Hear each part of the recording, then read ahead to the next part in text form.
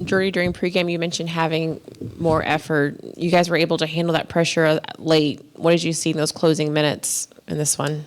I think we had a way better second half. You see 53 points allowed in the second half. I think, you give yourself a chance, and we were very close to, tip it in or lay it in and still have a 2-for-1 and have a chance to win. So didn't go our way at the end, but those are positive steps. And if you think about the defensive struggles and the positive steps today on defense, the effort, the energy, the rebounding, every time that Nic dominates the game on our end with 12 rebounds, 8 defensive, that's what we need. And I'm very happy for him. I'm very proud of him.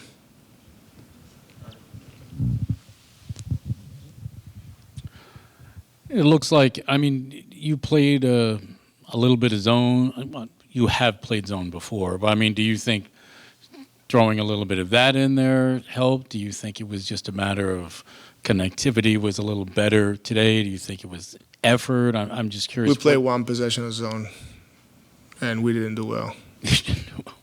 What do you think was, the biggest? So in one possession, didn't do anything. So I thought that, our physicality was better. We switched a little bit more towards the end, and we were able to rebound. And at the end of the day, if you allow 23 points in the fourth, you'll give yourself a chance. And you see, winning 2 quarters right there it's a big positive step for us. There's no moral victories here, but I see this is all trending the right way. With no Yegor or Ben in the fourth quarter, you went with some different options at point guard. Just what went into that decision? I thought Tyrese was awesome. If you look at his minutes, 20 minutes, 13 points, 5 rebounds. So it's about us and whoever helps right there to help the team fight. Right here, there's nothing given to anybody. So I'm just rewarding a player who's had a great summer and he was playing well. That's pretty simple. Jordi, Terrence finished with the team high 6 assists. Was it a point of emphasis to get the ball in his hands more tonight? Let him handle more of the playmaking duties, or was it just a guy up there hooping? Yeah, a little bit of both. Terrence has a good overall feel for the game. He does a little bit of everything. And I like when he's aggressive, and he gets assists when he gets to the paint and he sprays the ball. So, that's the energy that I want him to play with and be ready to let it fly. So those 6 assists are great. So it's good to see. Obviously, we talked pregame about Claxton. He kind of challenged himself defensively. It seemed like there was a different level of almost passion that he played with tonight. Do you feel like that's something that kind of can help him, along with, just not necessarily making an effort, but, playing the game with passion at that end of the floor? Yeah, that's Nic's DNA. Nic plays with the energy that not a lot of people can play with. And when he does that, he's a difference maker. And a lot of times I get it. It's hard to get yourself to that mode, but he has to, because, that's when he plays at his best. That's how he impacts the game to help his teammates and the team. So very happy to see that. And I want to continue to see, maintain, sustain it, and even be better, because I think that, once again, that's the Nic that the team needs. Do you feel like the switching later in the game produced the desired effect in terms of maybe slowing down their offense? And then a follow-up, how did you feel you dealt with the rebounding out of the heavier switching defense? We still lost the second chance, so 15-13. We didn't score well out of our offensive rebounds. We actually got more shots than them, so we have to be better converting from those. But I thought the fight was there, and you see Mike with 9 overall rebounds and Nic with 12. The fight was there. We just gotta make sure that, like you said, when we switch coverages and we go, we switch 1 through 5 and we want to keep them in front, all those things. Like, it worked, slow them down. They scored less points. They had the lead. They played with it. And we almost make the run all the way through. Didn't happen. But that's why my message would be like, can we play like that from the beginning, right? And put 4 quarters together. Now it feels like it was almost like 2 quarters. Now, can we do 3? We started with 1 quarter and against Cleveland, 1 quarter against San Antonio, 2 quarters today. Can we do 3? And usually, 3 to 4 is what gives you wins in the NBA. We're 5 games in, and we don't have a 2-point field goal attempt yet from Yegor. Have there been conversations with him about ramping up the aggressiveness, or are there things that you guys can do to get him some more openings, kind of going downhill? Conversations with him about not shooting twos? No, yeah, just about increasing the level of aggressiveness offensively, or are there things that you guys can do to get him open going downhill? Yeah, he's got to figure it out. I mean, obviously, I want him to touch the paint. Everybody will figure it out that he's a threat from the 3-point line, but he can now play just behind the 3. So, touching the paint, spraying the ball. I'm okay if he finishes with a lot of threes and a lot of assists, but at some point, to your point is, can you be more aggressive when they're in the bonus? Can you, play off 2 feet and all those things? We're gonna need him to, it's just like the proper steps. I'm not that concerned or anything.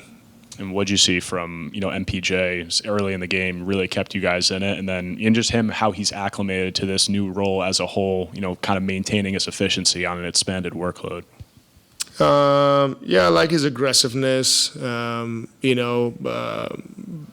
a few too many turnovers. He ended up with leading the team in turnovers.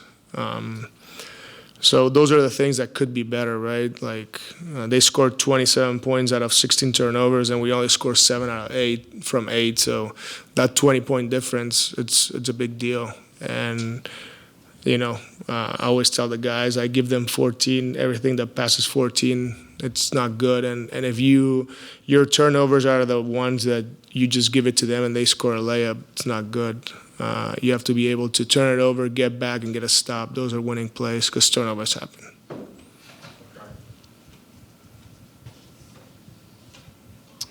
Was with your best defensive performance of the year, I mean, do you think switching a little bit more is something that you might do going forward, or was that more gameplay specific to this? Their roster, Trey obviously was out. Was it more something unique to this game, or do you think it might be something you might do a little bit more going forward? Yeah, we did it today, and I think the guys did a great job. So being able to execute different coverages is good. Moving forward, I'm not going to tell you what I'm going to do, but obviously I'm happy with what they did, and I think it's good to see. It's good to see that the guys communicate. It's like the best coverage is the one that everybody believes in, and when everybody plays hard, I think anything works, and that's the number one rule. That's what we need to learn from everybody here. Thank you, Jordi. Yep. Thanks. Nic, this morning you talked about just having more of that energy. In what ways did you guys have that in the second half that allowed you all to fight back in this one? We were just more conscious about our energy throughout the game. We still ended up getting down like double digits. That's something we got to do a better job of, because trying to come back, it just takes so much energy, and you really just got to play a perfect game. So we just got to keep chopping. Today was better though. Jordi had to call 2 back-to-back timeouts, and he was very animated there. What was the overall message in that huddle when he told you guys as a team? You can't mess up the play that he just drew up, and we get a turnover. That's bad hoops. We all know that. So he was just telling us that in a demonstrative way.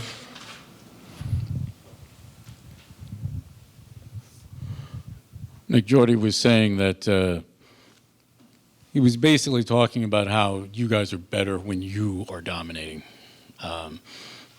Did you just happen to feel a particular, need to lead by example or show more energy or put more force out on the court? Yeah, I know I need to be better. I've been coasting a little bit and just kind of fighting with myself, fighting with schemes, fighting with not performing the way I want to. So I just gotta just go play free and just let my instincts take over on both sides of the ball, especially the defensive side. And the defense, it gets me going. So it's just me being dialed in. And like Jordi said, I need to, in order for us to be in games, I need to be the best version of myself.